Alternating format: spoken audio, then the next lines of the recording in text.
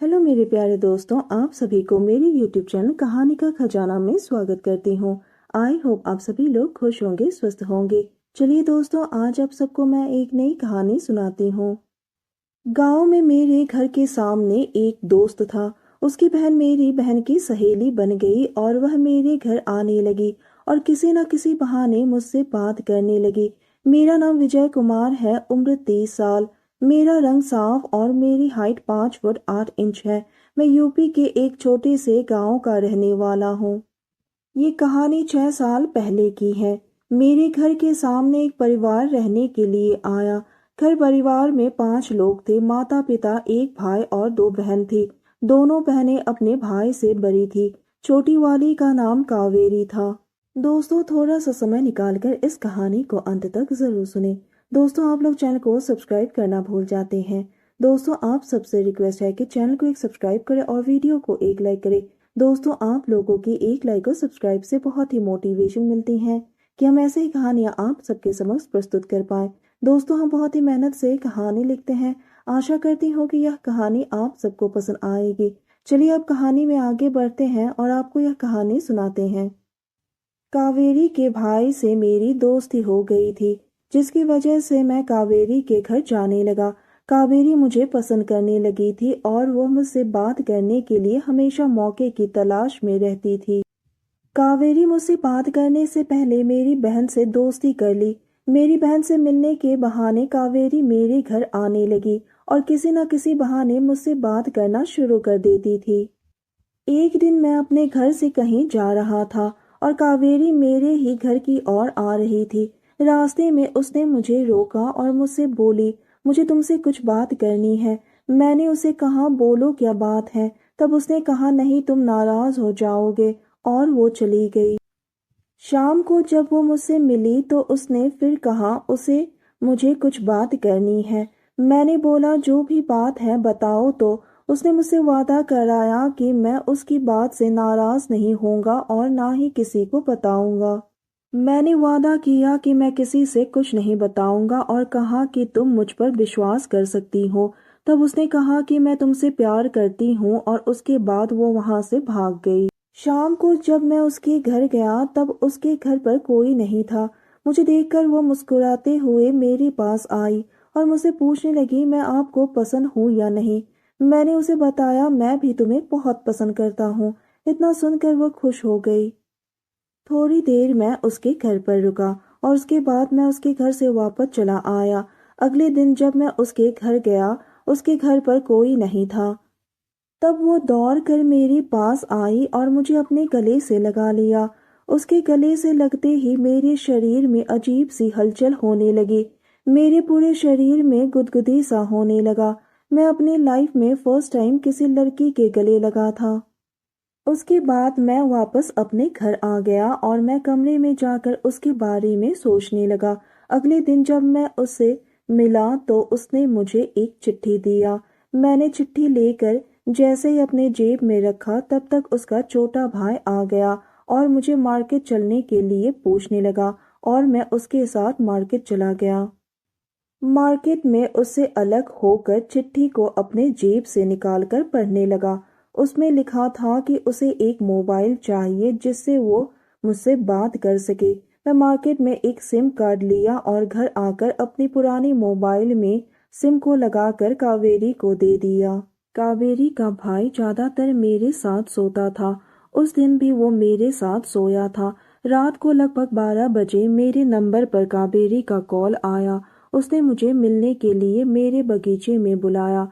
मेरे घर के सामने एक मेरा बगीचा है और बगीचे के बाद रोड और रोड की दूसरी तरफ कावेरी का घर है।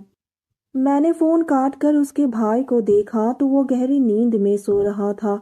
मैं चुपके से उठा और अपने बगीचे में चला गया। वहां पर कावेरी पहले से ही खड़ी थी। जाते ही मैंने उसे हाय हेलो किया। मैंने कावेरी से कहा, तुम इस वक्त रात के 12 बज रहे हैं, तुम्हें पता है ना, और ऊपर से तुम्हारा भाई मेरे साथ सो रहा है। अगर तुम्हारे भाई को पता चल गया तो तुम्हें अच्छी तरह से पता है ना क्या होगा। कावेरी ने कहा, मुझे तुम्हारी बहुत याद आ रही थी तो इसलिए फोन करके मिलने चली आई। मैंने कहा फिर भी तुम्हें रात के इस वक्त अकेले नहीं निकलना चाहिए। कुछ देर बाद कावेरी के घर की तरफ किसी के आने की आहट सुनाई दी। हम लोगों ने तुरंत बातें करना बंद कर दिया और पेड़ों के पीछे छुप गए। कुछ देर बाद हम दोनों ने देखा कि कावेरी के पापा कहीं से आ रहे थे। कावेरी अपने पापा को देखकर डरने लगी। उसके बाद कावेरी के पापा अपने घर चले गए। वो बहुत ही ज्यादा डर गई थी। मैंने उससे पूछा क्या तुम्हारे पापा घर पर नहीं थे? उसने कहा हाँ, पापा को कुछ काम था इसलिए आने में उन्हें लेट हो गया। मैंने कहा इसलिए तो मैं कह रहा था कि इतनी रात को अकेले मत निकला करो। अगर तुम्हें घर से निकलते वक्त तुम्हारे पापा ने तुम्हें देख लिया होता तो तुम्हें अंदाजा भी नहीं है कि तुम्हारे पापा तुम्हारी क्या हालत करते। उसने डर के मारे मुझे अपने सीने से लगा लिया। मैं तो बहुत ही खुश हो रहा था। मैंने कहा मुझे लगता है कि अब हम दोनों को ही अपने घर चले जाना चाहिए। अगर तुम घर में किसी को नहीं दिखाई दी तो बवाल हो जाएगा। कुछ देर में हम दोनों ने एक दूसरे से बाद में मिलने का वादा करके अपने अपने घर चले गए। उस दिन के बाद हम लोग रोज रात में फोन पर बात करने लगे। अब रोज रात को हम दोनों बिना फोन किए सोते ही नहीं थे। हम दोनों एक दूसरे से मिलने के लिए उचित समय का इंतजार करने लगे थे। कुछ दिन बाद मेरी बहन की शादी थी। रात को संगीत का प्रोग्राम था तो कावेरी मेरे घर आ गई थी। उसने इशारे से मुझे छत पर जाने के लिए कहा। मैं सबकी नजरों से बचकर छत पर जाकर खड़ा हो गया। थोड़ी देर बाद कावेरी भी वहां पर आ गई। हम दोनों एक दूसरे के गले मिल गए। हम दोनों के पास समय भी कम था, इसलिए ज्यादा देर हम दोनों छत पर नहीं रह सकते थे। वो मेरी गालों को चूमने लगी। तभी उसको ढूंढते हुए उसकी बड़ी बहन छत की तरफ आने लगी। हम लोग जल्दी से एक दूसरे से अलग हो गए और मैं तुरंत छत पर बने स्टोर रूम में छुप गया। कावेरी की बहन कावेरी को लेकर अपने घर चली गई। मेरे घर का शादी का सारा फंक्शन समाप्त हो चुका था और हमें दोबारा मौका नहीं मिल पाया। हम दोनों एक दूसरे से मिलने के लिए परेशान रहने लगे। 2 महीने बाद मेरे गांव में एक लड़की की शादी थी। कावेरी ने मुझे शादी में मिलने के लिए कहा। हम लोगों ने शादी के बाद मिलने का प्रोग्राम बनाया। शाम के वक्त कावेरी का भाई मुझे मिला। वो बहुत जल्दी में था। मैंने उससे पूछा क्या तुम आज शाम को शादी में चलोगे? उसने कहा मुझे किसी से मिलने जाना है। मुझे अंदाजा हो गया कि वो किससे मिलने की बात कर रहा है। मैंने उसे कुछ नहीं कहा। रात को कावेरी का फोन आया, शादी में आने के लिए कहा। जल्दी से शादी में पहुंचकर मैंने कावेरी को कॉल किया तो उसने कहा मैं थोड़ी देर में फोन करती हूँ और उसने फोन काट दिया।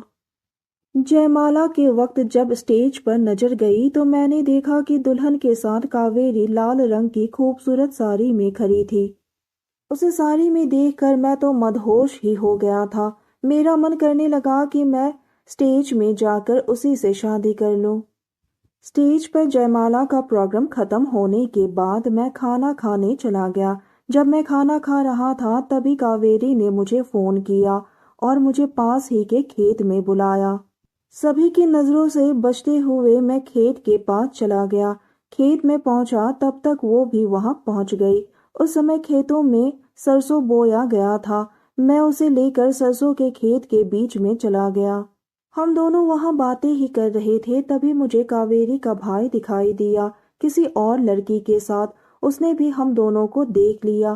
कावेरी और मेरा मुंह खुला का खुला रह गया जब उसने अपने भाई को देखा।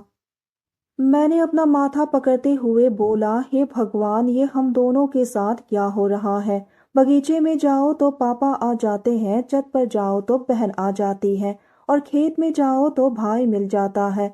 अब हम दोनों जाए तो जाए कहाँ? मैंने कावेरी के भाई से सीधा सीधा बोल दिया कि देख, मैं तेरी बहन को बहुत प्यार करता हूँ, उसे बहुत चाहता हूँ और मैं उसके साथ शादी भी करूँगा। मैंने कहा तू ये तो बता तू किसके साथ है? तो उसके भाई ने बोला कि वो भी अपने प्रेमिका को मिलने के लिए खेतों पर आया है। मैंने कहा देख भाई, ये चुप चुप के मिलना मिलाना बहुत हो गया। अब मुझसे ये सब बर्दाश्त नहीं होता है। मैं तेरी बात किसी से नहीं कहूँगा, बस तू मेरी एक मदद कर दे। मेरी और कावेरी के रिश्ते के बारे में घर में सबसे बात कर ताकि जितनी जल्दी हो सके मैं कावेरी के साथ शादी करके अपनी पत्नी बनाकर उसे अपने घर ले आऊं। बस तू मेरी इतनी मदद कर दे। वो मेरी बात मान गया और कुछ दिनों के बाद उसके घर वालों ने हमारे इस रिश्ते को स्वीकृति दे दी। कावेरी और मैं हम दोनों ही इस बात को लेकर बहुत ही खुश थे। कुछ महीनों के बाद हमारे घर वालों ने हमारी शादी करवा दी। अब मैं कावेरी को पत्नी के रूप में पाकर बहुत ही खुश रहने लगा। तो दोस्तों, यह कहानी सुनने के बाद आप सबकी क्या राय है, हमें कमेंट करके ज़रूर बताइए और साथ ही इस वीडियो को एक लाइक करें, चैनल को एक सब्सक्राइब करें और नोटिफिकेशन बेल को भी ज़रूर दबाएं ताकि अगली अपडेट सबसे पहले आपको मिले। दोस्तों, आपकी एक लाइक और सब्सक्राइब से बहुत ही मोटिवेशन मिलती है कि हम ऐसे ही कहानियाँ आप सबके समक्ष प्रस्तुत कर पाए। आप सबने अपना कीमती समय निकालकर इस वीडियो को सुना, इसके लिए आप सभी को धन्यवाद करती हूँ। धन्यवाद दोस्तों।